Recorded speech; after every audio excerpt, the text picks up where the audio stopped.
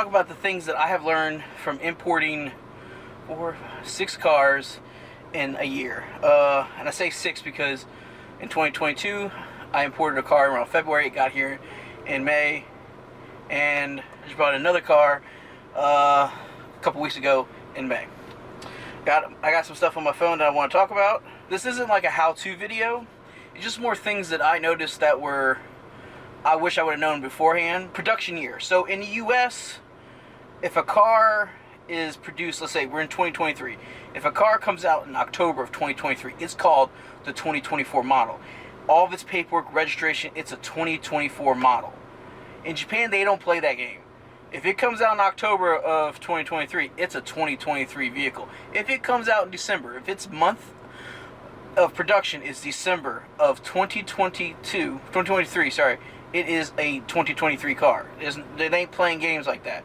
So it gets real interesting because you kind of are told, like a JZX100, that's a 97, when really they started coming out in 96, like around October of 96. So really, you'll find some JZX100s that are 1996s, but you'll also find some JZX90s that are 1996. It gets a little confusing because of that. But that also plays important in getting the cars from Japan. So like my very first one was a 97 GX100 Mark II, and its month of production was April of 1997, which means it was not legal to bring in until May of 2022. And that's when it got put on the boat in April, and it got here like May 5th, 2022. So it was like 5 days into the next month. And because of that, it being my first vehicle too, it got held by customs. Customs flagged it. Not a full flag, because customs, from what I understand, will flag a vehicle and then you got to pay for it to get shipped to the customs office, which is down the street from the port. In the case of the port I use is in Texas. I don't know about Jacksonville or anywhere else, but it was down the street, so you would have to pay for it to go there. They have to look it over. I've heard they do that for vehicles that have been modified. So like if you're getting a car that has an aftermarket intake, depending on the customs officer, they might go, oh wait, what is that? We need to look into that. That doesn't look OEM. Same if you have painted valve covers, or if you have anything in the engine bay that does not look OEM, even though if it would meet OEM requirements, like it's just like a K&N air filter, it would flag them and go, this is not factory, we need to look into this. So be mindful of that if you bring in anything that's not a factory thing. I don't know if that goes towards suspension, because obviously vehicles come in with lower suspension wheels. I don't know where that, and I think it's all depends on the customs person. But anyway, that was my first experience. Oh my God. And you have 10 days from when the ship arrives. Because let's say the ship comes in on a Saturday, customs don't work Sunday, it ain't learned Monday. Guess what? Saturday and Sunday are your 2 days. You just lost 2 days, because it's 10 days is not work days. So now you got Monday. So if that comes in on Saturday, you got Saturday, Sunday, Monday, Tuesday, Wednesday, Thursday, Friday, Saturday, Sunday, and then Monday. Monday is your 10th day. This last one we just picked up the Chaser, that's how it was. Now granted, we picked up the Friday before that 10th day, but Monday would have been our 10th day, and if we didn't pick it up that day, it then has fees the next day. When I was there picking up the Chaser, there was a guy from a Texas-based company. I don't want to shout out names or anything, other than that he had, his company was named after the initial D team. He had 2 vehicles that had late fees. One was like $950, one was $930. The only reason I noticed, I was in the office overhearing him, taking care of my business. He's 2 feet away, I can hear, like I'm eavesdropping, it's right there. I was like, dude, that's a lot. I was like, how long have they been here?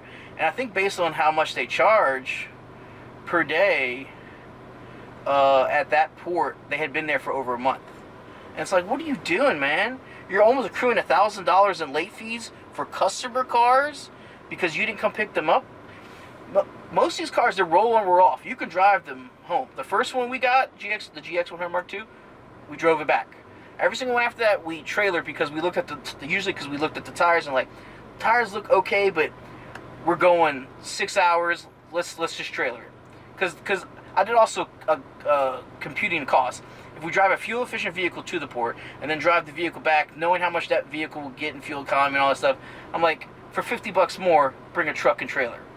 You know what I mean? And just drive one vehicle, not 2. But this last one, this last one, GX1, it has winter tires on it, and they're starting to split. Driving around here in town, be fine.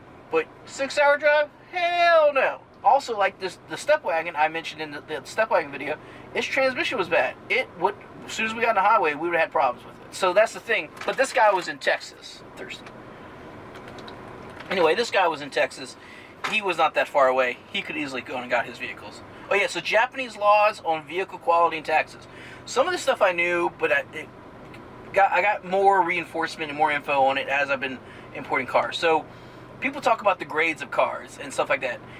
But here's the thing. In Japan, their quality is standard is here versus what's in America. So first of all, a high quality 25-year-old car, and not grade 4, like grade 3, 3.5. That's people are like, oh, go for a 4. Like, whatever, man. You know, if you got the money, yeah, go ahead, whatever. But a grade 3, 3.5 in Japan, in America, is like a 5, 6-year-old car, and the miles is equivalent. So like the first GX100 had 43,000 miles on it. You're lucky if you find a 5-year-old car that has that low mileage. Now, granted, it still has been driven and stuff, and it's not like it's brand new, but it's still a much better quality than a 25-year-old American car. And even the worst vehicles, like this one with the transmission, this is a 25-year-old car, but it still is like a 10-year-old car in America, quality-wise. It just had a bad transmission, I think, because of poor maintenance and stuff. Which is another thing. You rarely see poor maintenance on vehicles in Japan. Because some people talk about, like, I don't know why the cars are kept in such high quality condition. It's real simple why they're kept in quality. The Japanese government taxes the fuck out of its citizens with automobiles. So every year they have an inspection. Their inspection isn't like if you're in Louisiana, like, oh, where you go get a brake tag and like look at the car and go, all right, let me slap a new sticker on. No. Theirs is like, it goes on a lift, someone's in there with a light, they are like inspecting the car. You have scratches, boom, that's a write-off, right? You know, you got like rips in the seats, cigarette holes, all those little things, you're getting taxed more. What we do before we go and do the inspection is we duck across the road to this like kind of shop where they do a pre-inspection for you. So he's right now going over everything, checking the toe, dyno, and then you got to put your foot on the brake. And then over there is where they check under the body and check for adjustable arms and everything. And also you're taxed higher for the higher displacement, which is why you see 2-liter straight 6s like the GX100 or the RB20. So the companies were like, well, we want a torquier motor for these bigger cars, but we want to give customers an option to have something that doesn't get taxed that much. Let's 2-liter straight 6. And it's all that stuff. So you have to rigorously maintain your vehicle. And a lot of people in Japan do not do their own work. Sort of like it is today in America, where a lot of people don't do their own work. But like 25 years ago, in the 90s, it's probably like 50% America. 50% of the American population did the work, 50% didn't. Over there, it's all shops. You rarely see anybody do their own work. So these cars are very well maintained and kept clean because of that. So even if you're getting a low grade car, what you just have to watch out for is things like rust. And it's not like belligerent rust typically. It's because they're up in an area where that was a problem. And you typically see, if you got a car that has rust, it has a good paint job because it was in an area where it didn't have a lot of sun, but it maybe had snow and things like that. Or if it doesn't have any rust, it has a lot of sun damage because it was in an area where there's a lot of sun, but not a lot of stuff that would cause rust. So you kind of see one or the other. But yeah, the biggest thing is Japan taxes their customers, so that's why they have lots of high quality used cars. Different port rules. So something I've learned. So I get mine in Texas. I have found that the one in Texas is the only one in America. This is talking to the terminal people. So terminal people is like the people that are in charge of the terminals at different ports across the country. Like they are a business that has different terminals. And they were telling me that the one in Texas that I go to is the only one that doesn't require a TWIC card. Now I've watched Adam LZ's videos where they've gone and picked up a car. I'm not sure exactly where the TWIC card, if they have a TWIC card or if the cars are being brought to an area that doesn't require a TWIC card. I'm not that sure. But I know like Jacksonville requires a TWIC card. And I think some ports, I don't know about Jacksonville, but some ports you have to schedule your time like ahead. Like, hey, I'm coming in on Friday at 10 a.m. to get my car. Okay, we got you in the books. You can't just show up. The one we go in Texas, we just show up. Now granted, they take a lunch at a certain time, so you're kind of waiting if you arrive at lunchtime. But you arrive, and you go in, wait your turn, you go in, you get your paperwork done, you get your car, you drive it on out of there. Something else I've learned is My first vehicle I registered in Louisiana, which was a whole headache, and then every vehicle after I registered in Mississippi, which the first one was a headache. Some of the ones after have been not headaches, but just sometimes I got a different person in the office. Even though they're like, oh, you're here again. Oh, shoot, I got to do the right-hand drive Japanese car. Oh, I got to learn how to do this kind of thing. What's weird is I looked at Georgia also, for Mississippi, Georgia, and Louisiana. There's a thing they state in there. I'm going to hopefully put it up here. There's a thing that they always state that you have to have that you'll never have in your paperwork. It's this weirdest thing that they're like, you need to have a title. Well, you're not going to have a title because you're not a Japanese citizen. You're going to have an invoice from your exporter, and you're going to have a export document that says the exporter is exporting the vehicle to America, and it'll have the translation page. And then you have to then also so your invoice with the exporter paperwork, having your invoice with the same chassis number / VIN number, and the export paperwork, those two together create a title, the closest thing to a title. You also have to have a certificate of year, manufactured year. It's in a sense a piece of paper from the manufacturer, and say it's a Toyota or a Honda, that says this vehicle was produced on October of this year. That sort of thing. That doesn't exist. The export document says when it was produced. It'll say month and year, and it'll say how much the vehicle weighs, what the vehicle's for, what was primary use, that sort of thing. But again, that's not a manufacturer piece of paperwork. That's from the Japanese government, because it's an export document. It's an official Japanese government paperwork saying this vehicle is no longer ever going to be on Japanese roads or in the country of Japan. It's leaving. It's gone. That's what the export certificate's saying. So you don't have a manufacturer certificate of year and authenticity, but you have one from the Japanese government. So again, that's like two paperwork you don't ever technically have because the way it's worded. Now, maybe when you bring a car in from Britain or Mexico or Canada or Germany, maybe you can get those pieces of paperwork, but from Japan, you're not going to get that piece of paperwork. And that's kind of the thing that gets like, oh my God, you get your paperwork and you're like reading the rules. Oh, I don't have that paperwork. Or if you're sitting at the DMV and they're like, well, where's this document? And you're like, oh, I don't have that document. Because when you go get this paperwork done at the DMV, you have to sort of know your own shit. You can't just be like, oh, exporter gave me this paperwork. Here you go, DMV person. If the person has never done it, you could be in a lot of trouble because they're not going to know what. They're going to be like, where is this paperwork? Where is this paperwork? I don't see it. You have to be able to be like, oh, this invoice and this document serve as this invoice, this document. And this document also serves as this thing that you require.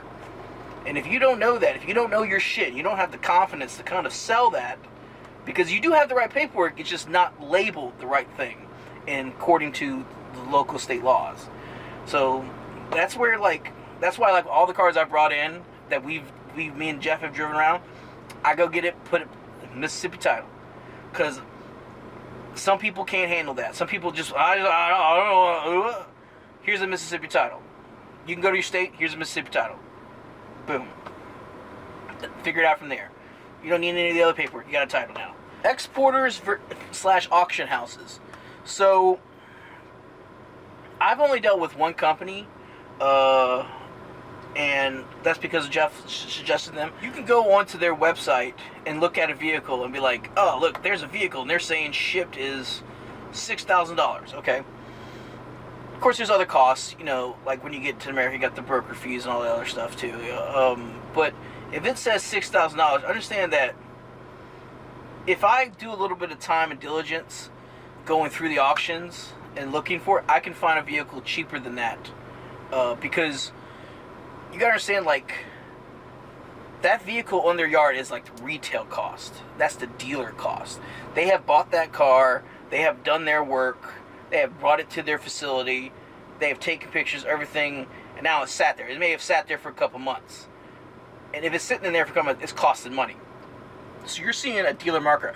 Now, if you want to go into the auctions, which usually you only get access to unless you've already sent them money, you wired the money and stuff like that, you can look for and talk to your guy and be like, hey, I want to bid on this one. I want to bid on this one. I want to bid X amount. And what I do is I don't say well, I only want to spend $2,000 on the car. How much for shipping for this? I always say, look, if let's say it's $4,000. I want to spend $4,000 shipped. And like, can I get that car for that? Because they'll know too, because they look at auctions more. And like, you may be able to. It's like, all right, let's, whatever your fee is shipping, and for me to get the car, it's told you bid whatever you need, because they know they can like, okay, $4,000 minus shipping minus our fee. This, okay, that's how much we have. From this, we have this much to work with. That's what he's bidding. That's what I usually do. It's a much simpler transaction. Interesting thing too is when you do all that, the people you're communicating with are in Japan. They're at 12 hours, well, 13 hours, roughly different times. So they don't get into work until about 7 p.m. our time. So I'm in Central Standard Time. That means roughly 7 p.m. depending on time, daylight savings time. But generally 7 p.m. That's their 9 a.m. So 14 hours. So that's their 9 a.m. start time. And usually I'll talk to them for a few hours till 10. Put auctions, and I was like, all right, just let me know. I'm going to bed, and I'll be going to bed around 10:30, 11 o'clock. So sometimes you have to go to bed not knowing if you won or didn't win something. General thing is, anything that's 5-speed, manual, 6-speed, whatever, if it's manual, not automatic, it's typically $2,000 more or more. It's a sliding scale. So like if it's a $5,000 car, that's automatic. It's $7,000, generally 5-speed. Sometimes $2,500. Now, if it's a $15,000 car automatic, it's probably more like $20,000 5-speed. Some vehicles, it changes. Paying $2,000 for if you're gonna 5-speed swap something later, so a lot of people don't know this. The JZX100 non-turbo cars never came 5-speed. JZX81, JZX90, JZX100. If it's a non-turbo model, it never came 5-speed. First of all, JZX81 GT turbo ones didn't come 5-speed either. With the R54, they had to be swapped. But the JZX90 and JZX100 Tour Vs, they're the only ones that came 5-speed with the JZ motor. Now, the G motor, the 1G, you could get those 5-speed with the W58. Don't know why Toyota did that. Whatever. So Tour S's with the JZ motor, they don't come 5-speed from the factory. If you see a 5-speed one, it's been swapped. Now with that, if you come across if I'm looking at a JZX100, let's say it's not even a Tour S, let's say it's an Avante or Grande, and it's been 5-speed swap JZX100, let's say I'm normally buying that one I'm just throwing out numbers. This is not actual numbers, but let's say I'm throwing out, if I'm usually buying that one for $6,000, and there's a 5-speed swap one I might be able to get for let's say, so $8,500, $2,500 more, let's say. Now, if I'm going to get that car and plan to 5-speed swap it, I can do the math. Well, if it's a W58, I'm going to pay $1,000 for a W58. Going to have a clutch, flywheel, clutch pedal. That's probably another $1,000 there. That's $2,000. And then drive, for the drive shaft too and all that. So for an extra $500, it can already be 5-speed swap. There's kind of like things like that you kind of look at. Now, you might not have the money right now, and you might be like, I'm going to get it now because then I can slowly piece together my 5-speed swap. Same thing with the R54. Like, the JZX100 Tour V cost for me versus JZX100 Tour V automatic 5-speed is usually like a $5,000 difference.